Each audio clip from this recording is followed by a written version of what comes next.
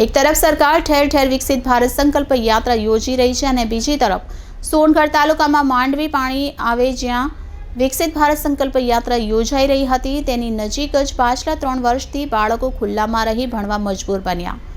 સવાલ ઊભો થાય છે કે આ તો કેવો વિકસિત ભારત, શું છે આખી ખબર જુઓ। એક તરફ સરકાર સૂત્ર આપી રહી છે કે પડેગા ઇન્ડિયા તો આગે बढ़ेगा इंडिया, સૌ ભણે સૌ આગળ વધે, પરંતુ તાપી જિલ્લા પ્રાથમિક શિક્ષણ અધિકારી અને જિલ્લા પંચાયત શિક્ષણ સમિતિના પાપે તાપી જિલ્લાના સોનગઢ તાલુકાના છેવાડે આવેલા માંડવી પાણી ગામે પાછલા 3 વર્ષથી બાળકો શિયાળો, ઉનાળો અને ચોમાસામાં ખુલ્લામાં અભ્યાસ કરવા મજબૂર બન્યા છે। નોંધવું રહ્યું કે આ ગામમાં ગઈકાલે વિકસિત ભારત સંકલ્પ યાત્રાનો રથ આવ્યો હતો અને સરકારની મોટી મોટી ઉપલબ્ધિ ગણાવી રહ્યો હતો। આજે પણ આ ગામથી 2-3 કિલોમીટરના અંતરે બોરડામાં વિકસિત ભારત સંકલ્પ યાત્રાનો કાર્યક્રમ છે, જેમાં રાજકીય અગ્રણીઓની સાથે સરકારી અધિકારીઓ પણ જોડાઈ રહ્યા છે। ત્યારે આ જ ગામમાં આવીને સરકારની મોટી મોટી વિકાસની વાતો કરી રહેલા અધિકારીઓને કેમ ખુલ્લામાં ઝાડ નીચે બેસી અભ્યાસ કરતા અને ઠંડીમાં ઠૂંઠવાતા બાળકો દેખાતા નથી તે મોટો સવાલ। આવી પરિસ્થિતિમાં શું ખરેખર અધિકારીઓએ આ ગામમાં વિકસિત ભારત સંકલ્પ યાત્રા કાઢવી જોઈએ ખરી? શું આને કહેવાય વિકાસ, જ્યાં આઝાદીના 80 વર્ષ પછી પણ બાળકોને હજુ પ્રાથમિક શિક્ષણ મેળવવા માટે પૂરતી સુવિધા ઊભી નથી કરી શકાઈ?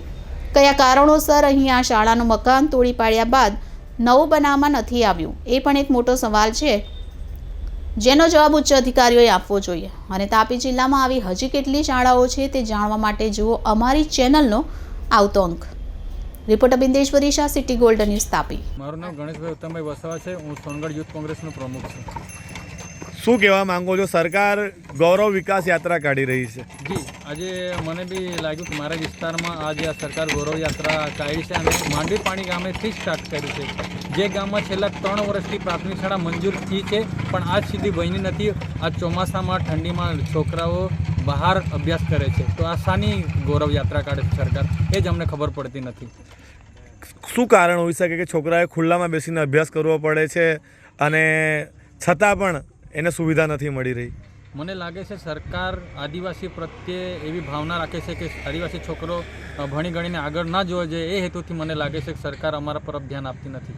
તમે હવે આના વિશે કોઈ રજૂઆત કરશો ભવિષ્યમાં? આંબાપાણી ગામમાં જે પ્રાથમિક શાળા નથી બની ના માટે આના માટે અમે ઘણીવાર રજૂઆત કરી છે, ગામના લોકોએ પણ ઘણીવાર રજૂઆત કરી છે, પણ ખબર નહીં સરકાર આડે કાન કરીને આ વિષયને લોકોમાં જાગૃત કરતી નથી અને સ્કૂલ બનતી નથી એનું કારણ પણ જણાવતી નથી। 3 વર્ષ પહેલાં સ્કૂલ કેમ તોડી કાઢવામાં આવેલી? જે વર્ષોથી પ્રાથમિક શાળા બનેલી હતી અને તે જર્જરિત હાલતમાં હતી, અત્યારે એને નવીકરણ કરવા માટે સરકારે તોડી નાખી છે, પણ અત્યારે છોકરાને બેસવા માટે કે લખવા માટે પણ ત્યાં સુવિધા